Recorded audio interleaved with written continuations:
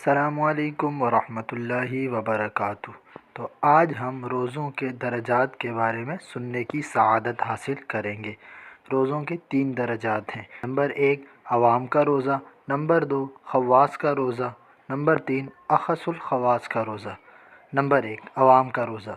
روزے کے لغوی معنی رکنا، لہٰذا شریعت کی اصطلاح میں صبح صادق سے لے کر غروب آفتاب تک قصداً کھانے پینے اور جماع سے رکے رہنے کو روزہ کہتے ہیں، اور یہی عوام یعنی عام لوگوں کا روزہ ہے۔ نمبر 2 خواص کا روزہ۔ کھانے پینے اور جماع سے رکے رہنے کے ساتھ ساتھ جسم کے تمام اعضاء کو برائیوں سے روکنا خواص یعنی خاص لوگوں کا روزہ ہے۔ نمبر 3 اخص الخاص کا روزہ۔ اپنے آپ کو تمام تر امور سے روک کر صرف اور صرف اللہ عز و جل کی طرف متوجہ ہونا، یہ اخص الخاص یعنی خاص لوگوں کا روزہ ہے۔